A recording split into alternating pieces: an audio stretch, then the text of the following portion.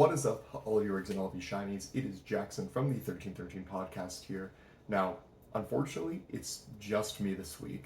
Jacob was a little bit busy doing some finals for school, and we had originally planned to shoot after I was done to work today. I finished about 8 p.m., which I didn't realize translated to 3 a.m. for him. So he is very fast asleep right now. So you just get a solo episode because the show must go on. So, unfortunate. Sorry, Jacob, you couldn't make it, but I'll be able to carry it for this week. But we hope you had a good week yourself. Revenge of the Sith is still back in theaters. We talked a little bit about that last week, but I got to go for myself after we finished recording the previous episode of the Andor podcast that we did, and it was a blast. I went on Friday night dressed as Fives. So many people knew the character that I was, which was awesome. And then I got to lead a Star Wars trivia, and people won like prizes, and the grand prize was a very like large Revenge of the Sith like framed poster. It was super cool. So thank you everybody who went out to that event to help support it, and it was just amazing to meet the fans and just be in a group of people that just loved the movie through and through. And the cool part is it was the number 2 ranked movie in the United States, right behind Sinners. So they gotta do everything prequel related. And now we're seeing Hayden in a bunch of commercials, so let me manifest that. But before I get into talking about Andor, there's a lot of other Star Wars stuff that happened this week that I'll get into first.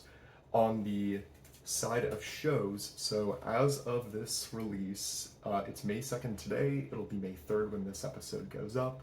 And on May 4th, we are going to get the entirety of Tales of the Underworld dropping. So, super stoked to have that new show. But as we're recording today it was 4 a.m. my time, so I think it was 10 a.m. Eastern, they dropped the first 2 episodes of Tales of the Underworld on Fortnite, of all things. So if you have Fortnite, you can watch the 2 episodes with Asajj Ventress, and I will say that they are bangers. I really, really liked it. What was interesting about the Fortnite experience is that you have like a little like auditorium stage where like people can like sit, and then below it is like an arena that you can like battle people. So like the first episode is playing and like people are downstairs, like in the bottom section, fighting off stormtroopers, and I was kind of like, guys, can we not? This is like the hour of the premiere, and you're just messing around and kind of just like shooting at the screen. I was like, this is a little bit ridiculous. And then the first episode like finished, and then nobody was interacting with anybody else. Everybody just sat through the second episode. So that was kind of a cool moment for me, at least. But I will talk just a little bit about it, so if you do want to remain spoiler-free for Tales of the Underworld, just skip a little bit ahead in the show. But the first 2 episodes that we get are with Asajj Ventress, and for those of you who are fans of the book Dark Disciple, it's canon. They kept the ending perfectly intact with Quinlan Vos, and then Obi-Wan is with him, kind of laying Ventress to rest in the pool on Dathomir. So I thought that was really interesting. They kept that canon, just because in a lot of other material they'll just completely retcon a book because they don't really care, because unless it shows up on screen or in a video game, it's not going to be canon. So cool to see this exception. But Ventress is raised from the dead by Mother Talzin, with the exception that if she raises from the dead, she can never meet her true love, which is Quinlan Vos. So it's kind of an iffy situation for her because she learns about the path later and that Quinlan created it, and she's like, crap, I can't really see this. But first episode, she ends up meeting a younger Jedi who's kind of on the run, and she's just trying to work like a casual part-time job because she doesn't want to be involved in bounty hunting anymore or being an assassin. And this kid's like, wow, like you were a Jedi too? Like that's so cool. And she's like, sure.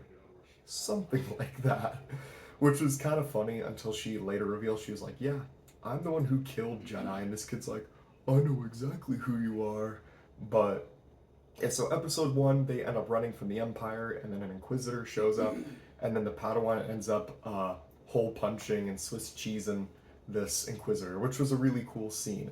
And then that's where it kind of ends with like, my name is Asajj Ventress, and then cut, and that's where everybody was just sitting and just paying attention. And then in episode 2, they are still kind of on the run. Ventress wants to meet up if you remember when Ventress was a bounty hunter in the Clone Wars, she meets up with that chick who, I'm not really good with the name. She has like the really like hair that kind of like sticks up and like the longer weapon, and she has like a droid that's an assassin too. So that was really crazy because I was like, oh my gosh, you're from the Clone Wars. So meets up with her with the favor that she'll give her all the intel that she has on the path if she helps her steal an Imperial apart, because rebels are currently paying a very high price to get Imperial pieces. So they go to an Imperial shipyard to steal a part. The whole part thing kind of goes sideways, and then the bounty hunter chick tries turning on Ventress, and then Ventress ends up coming out victorious with the Padawan, and they get the intel on the path, and the episode ends. So really just kind of like quick episodes. They were probably like 10 minutes, unless they were a little bit longer, and I seriously didn't catch it because I was just so like in the moment of watching it. But I did enjoy how the two Ventress episodes that we had were consistent, like part one, part two, so I can assume the third is a part three continuation.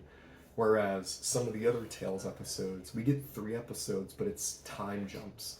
So this one straight up feels like you're watching an episode of the Clone Wars. So hoping maybe they do that for Cad Bane too in his arc, but I'm thoroughly liking it so far. I want to see the rest. So again, if you have Fortnite, you can watch it right now for free.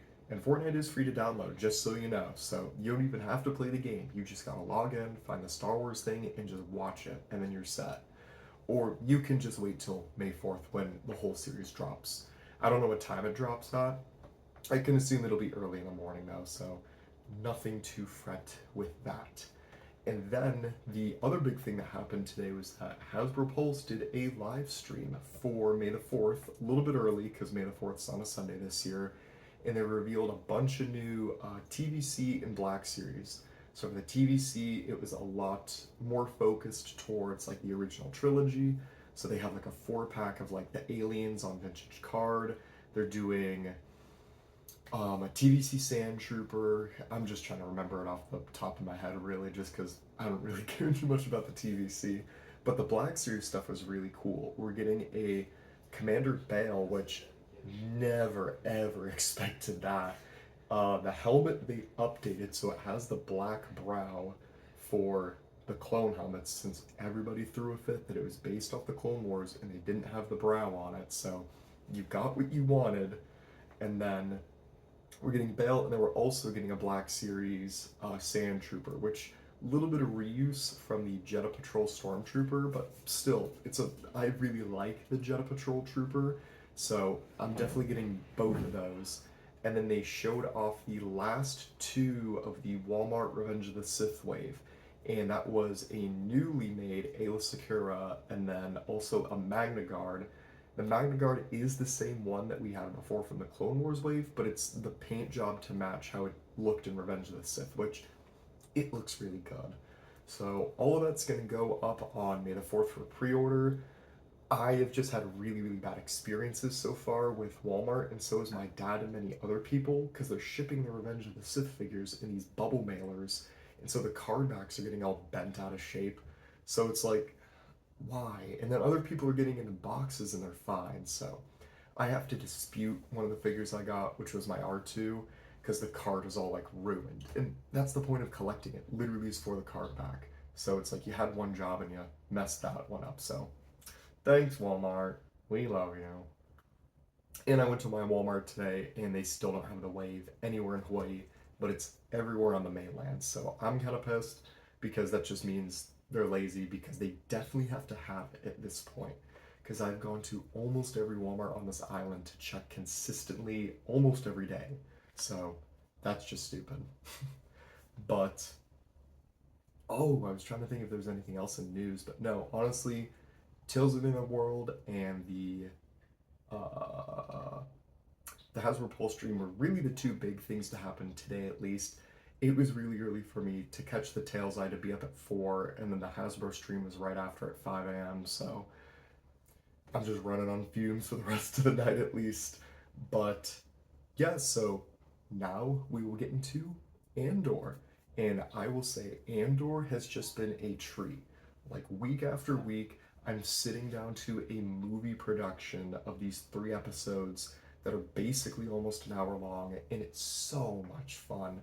I genuinely feel excited every single week for this, so it's on the same hype level as Bad Batch and all the other really good shows that we had, so that's got me. Everybody seems to also be enjoying it too, so I'm glad that the community is finally in agreement on something, and then they're not just blatantly hating something. And then the people that are hating Andor are just never going to be pleased. So that is what it is, at least.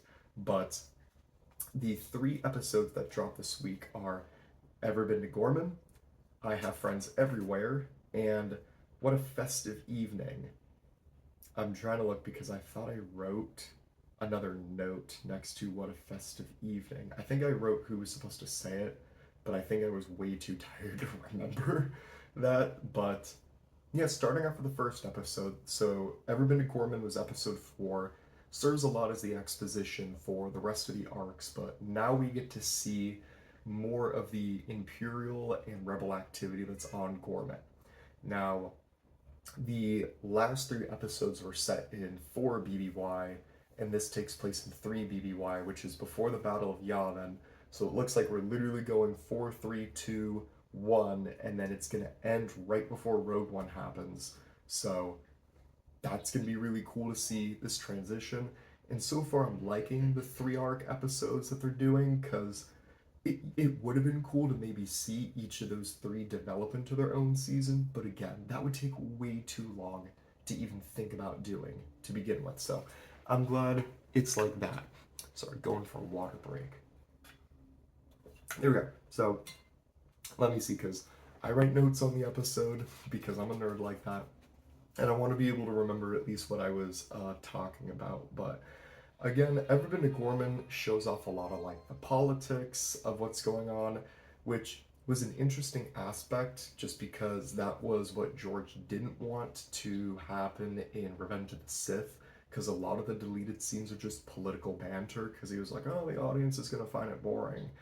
And then this has Mon Mothma kind of chasing support for activity in Ghorman, just because the Empire is very, very interested in the mineral that the spiders are basically over, so that they can produce a better lens for the Death Star. So that's the overall why the Empire's there, but nobody really knows. And so Dedra is completely taken off finding Cassian, and she's put on to Ghorman, and we learn that Cyril is actually Cyril, my bad. But he is working for the Ghorman Corporation as just like an upper management guy, really, just mostly as a front, because we had learned that the Empire strategy is to infiltrate the group of rebels to make them radical, which, if I have to give a prediction right now, because we keep seeing Saw Gerrera in the background, and we learn in this episode that he's on the planet, it's Dequar, I think, it's D''QAR, that's what I wrote down, but we just see him kind of meddling in the background. So if I had to really give a guess, I think Saw Gerrera is going to be a huge push to this like rebel movement that's on Ghorman to be radicalized, because the Empire wants it to be that way, so then the people see the Empire as the good guy and these radical rebels are the bad people, so they'll rally to the Empire's cause. Uh, what else? Because part of the Imperial image on Ghorman isn't good anyway, because we learn from a couple people talking that that memorial that is in the center of the city is a memorial to remember the 500 people that were killed by Grand Moff Tarkin when it absolutely blasted a bunch of protesters, which is insane to think about. But that's Tarkin for you. He literally does not care about human life or anything else. The Ghorman language also sounds like French. It's like a hybrid of it too. So I saw people making memes of like my face when French is canon in Star Wars now, which was a little bit funny. And they have their own like innuendos and like other parts of the language. Like I'm pretty sure like that this where like you're slapping like your bicep. No, wait, no. You're slapping your forearm like this is basically like a middle finger, because some guy did it in the episode and they were like, like that he did it. So that was just pretty bizarre. Anyway, or there's a scene as well where Cyril's mom, I guess, has to call him like once a week, is what Dedra permits. And it's just funny because it's the class like, can you hear me? Can you hear me now? Is the video working? Can you see me now? I can see you, but I don't know if you can see me. Kind of just like thing that a mom does. So that was something that kind of just hit home for me because I thought it was just funny in general. But we can see that the Ghorman citizens are starting to become more anti-imperial, and they seem to be interested in recruiting Cyril to their cause because they assume that he's an imperial spy, which they're not totally wrong on that, but he's still kind of playing it off a bit. But towards the end of the episode and then into the other two, that's where we see like these few people gathered at the memorial that I was talking about start to grow in numbers as well as the people start to become more dissatisfied because I'll actually just use this as a point to transition to episode 2. I have friends everywhere because the Empire is building some very large facility that like towers over everything else. And the people think it's an armory, but the Empire is claiming it's something else. We really don't know what the true intention of the facility is yet. So, I mean, kind of inclined to believe it is going to be an armory or something like that as well. But again, the Empire's being very hush hush, but they know the rebels are interested in it. So that's why they want them to get to stage something, which will lead into the third episode. But that rebel movement I was talking about before starts to notice like Cyril like more and more, and that's where they learn as well that he was fired at his other policing job because the ISB got involved. So the entire time they thought he was an ISB spy, but then he's able to play this victim card and be like, the ISB just is anything they want. They just tread over people and it's so unfair. The Empire's unfair. So they're starting to believe him a bit more in his story that he actually isn't a spy. Because why would a spy be fired by the ISB from the job that he really liked and forced to move to an entirely different planet to find management work?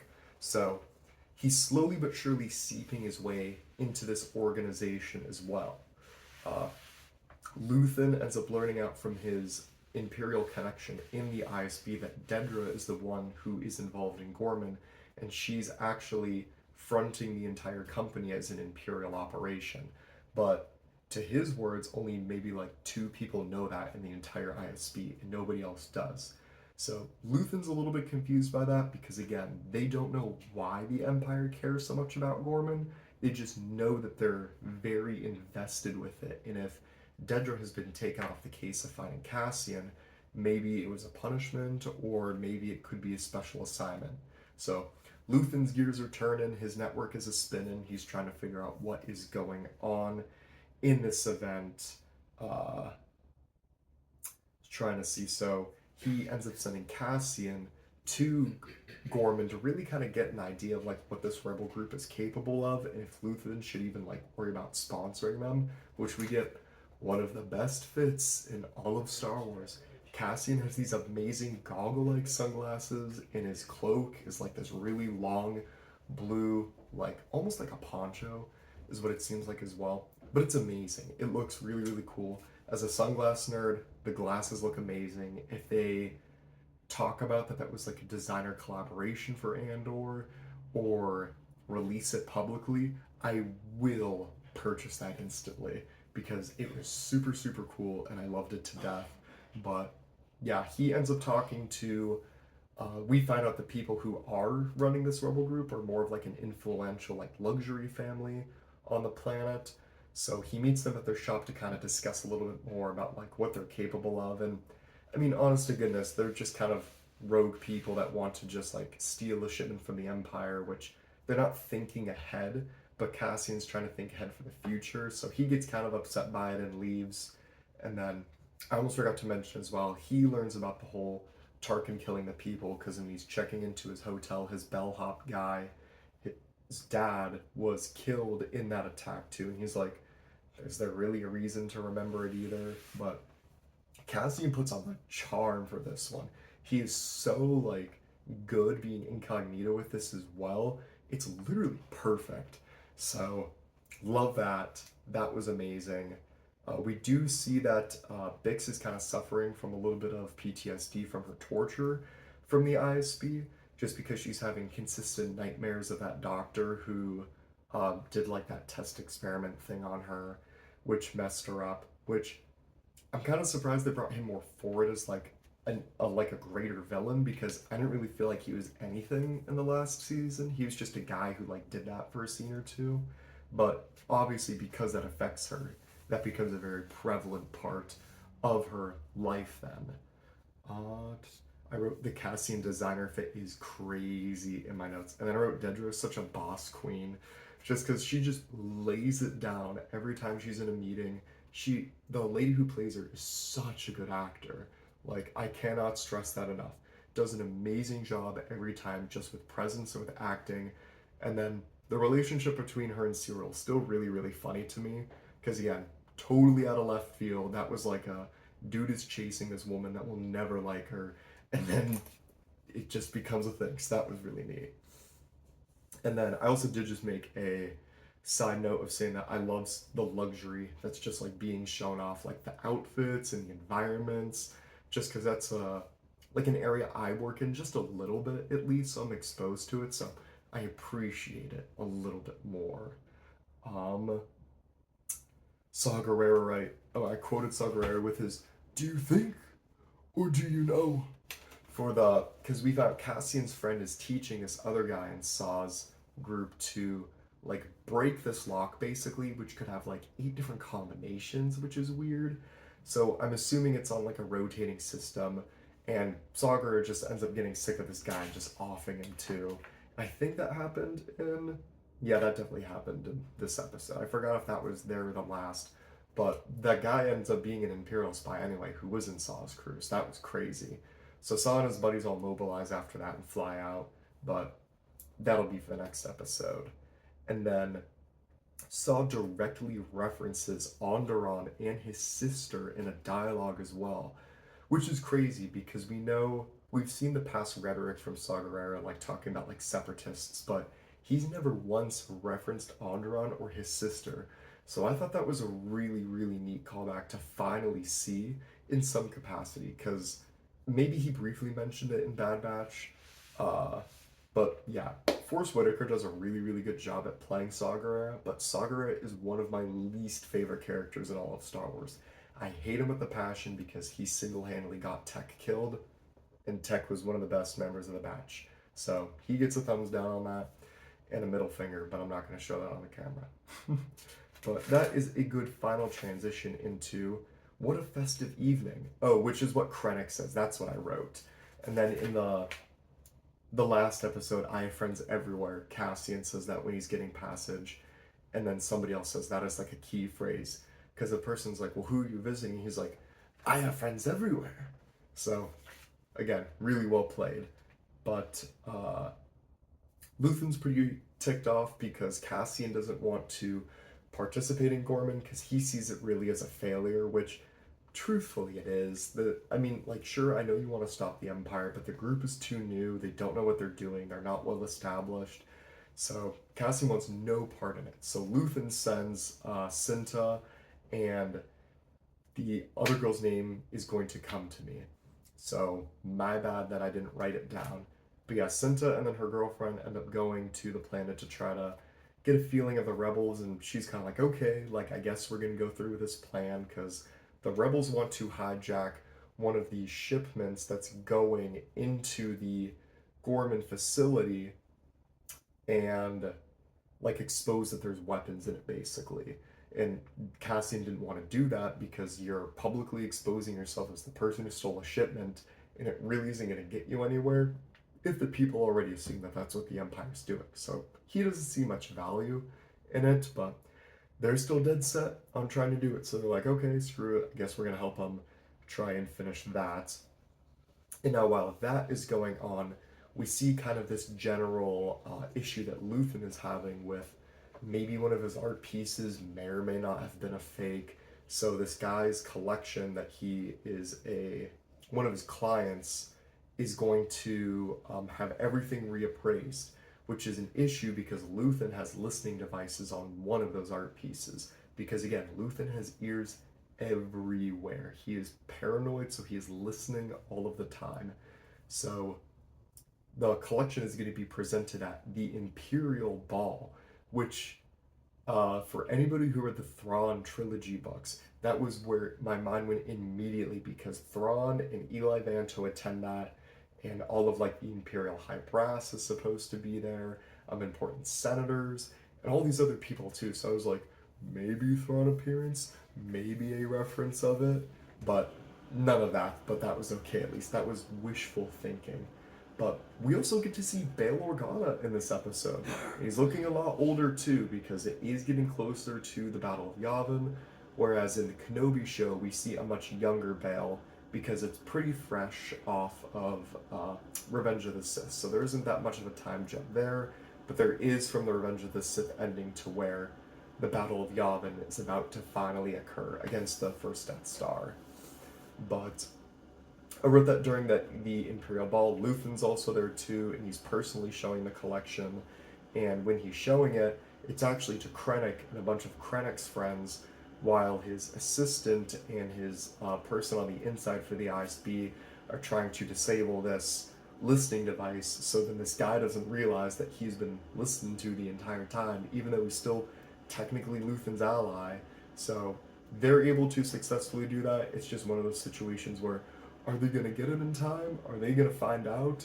But it was just really cool to see Krennic just like be more involved as a character, because he was really neat in Rogue One.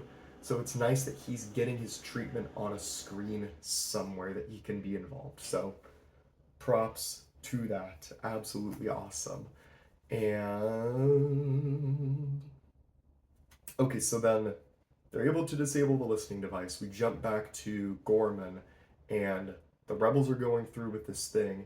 And again, the entire time, so Cyril and the ISB know the rebels are going to do this. And they know Cyril intentionally hands off information to these rebels of what's supposed to be the shipping manifests, which could or could not be correct at least. But the rebels don't know that the ISB knows that they're doing that, and they're allowing it to happen as well. Because the ISB tracks the entire series of events and then intentionally calls for backup pretty late into it so the rebels can get away. But it's just layer after layer of spying on each other. So it's really cool. That's why I titled the video, "There Are Spies Everywhere." Because again, it's just so many layers to it. It's really, really awesome, and it's just grabbing my attention. So I'm here for it. But yeah, they end up stealing the shipment, which we don't really get to see what's in the shipment, but a situation happens where they're in the middle of taking the cargo, and then the one person who was a part of like the protesting talks before sees it happening and is like, the one like rebel like pulls his blaster on him. He's like, bro, you're not gonna pull up on me like that. He's like, but I will. And the second basically shoves the blaster out of the way, and in the process of doing that, they shoot Cinta's girlfriend, who tragically dies immediately. And so Cinta is pissed about this, and she's like, why did I even help these worthless rebels to begin with if they can't even do one thing right? But they steal a shipment and they get away again because the ISB lets them, and Cyril's spying on them the entire time and reporting in to the ISB. And yeah, that's really where we get on that. So the rebels feel a lot more confident. So we know going into the next few episodes, they'll probably try to stage another series of events, or maybe they have been more active, and that's what it'll tell us at least at the beginning. But that's where we leave the rebels. So pretty tragic ending for Cinta, just because she was really, really involved with her partner, and her partner was really dedicated to the cause. And now she's like, why am I even doing this? Is this even worth it? So kind of tragic for her in that moment. And it was a bit shocking as well to see that. I mean, sure, we're halfway through the series at this point, which is crazy to think, because I think we only have 2 more weeks. Whack. But yeah, we only have 2 more weeks and she's dead. And they were trying to talk about how their relationship was a little bit more like of a central focus this season. And they brought her back and they killed her.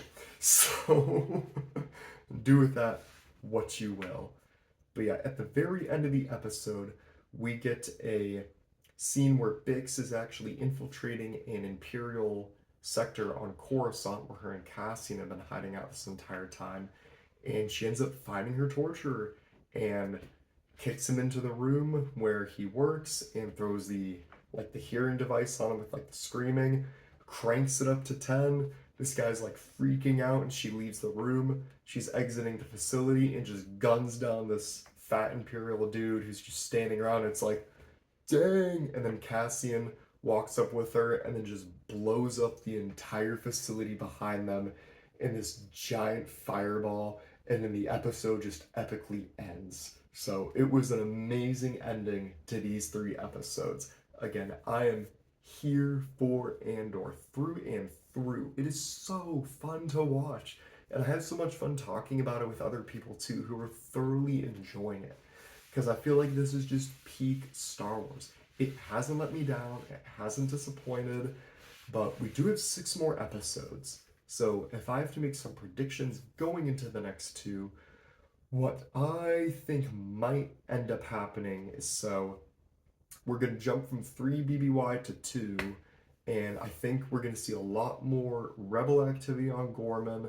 Saw Gerrera is going to kind of start to get a hint, and I think this is where we're going to see him get involved in Ghorman too. And then Luthen's going to be like, oh no, not Saw Gerrera. But, because I'm trying to rack my brain, I think we've almost seen all of the footage from the trailers. There do seem to be like a large protest with like stormtroopers involved, but I really feel like this whole Ghorman like mass protest against the Empire and the climax of this all is going to happen in like the last 3 episodes. So maybe we'll get even more tension building here or like a better rising action. But I don't really know I don't really know what else they plan to do because haven't really thought that far ahead. I'm thinking in the moment. I'm loving the episode too much. I can't have that many predictions for you guys. Will Bix live? Definitely not. I am going to strongly predict right now the 1313 Oracle is predicting Bix will die because Cassian becomes infatuated with Jyn. So I'm going to assume that at some point she's just going to get gunned down because Luthen very much wants her on a mission, but he wants her in a stable headspace. So maybe I feel like that prediction's pretty strong. Maybe we'll see K2SO in these next few episodes, but Jacob was right. B2 Emo is no more. We don't get to see him at all, so I'm a bit upset about that. B2 Emo was one of the best droids in Star Wars, and they just kind of sidelined him, so that is unfortunate. But besides that, that's all I have for this week to talk about Andor. If you made it to the end of the episode today, everybody, let me know how you're enjoying this show. Let me know what you thought about Tales of the Underworld, and if you watched the Hasbro stream, what you think about the action figure reveals too. But thank you so much for making the time to make it through the end of the video. Every single view matters. Every single one of you is awesome for watching our content and commenting every single week. You all are the best fan base that we could ever ask for and the greatest community in the world too. But until next time, everybody, hopefully next week Jacob will have a little bit more of a stable schedule because he's done with finals, so we should be fine now. So hopefully we'll record early and we'll have an episode out on time on Friday instead of on Saturdays. But have a great May the 4th, and put your May 4th plans down below in the comments too, or just text us and let us know in our Discord. Shameless plug for that. And just make sure you're subscribing, you're liking, and you're checking our socials for when we're posting stuff. I'm trying to be more active on the Instagram with transparency about when we're posting, what we're posting, when we're going live, stuff like that too. But yeah, until next time, everybody, thank you so much again. Mahalo and goodbye.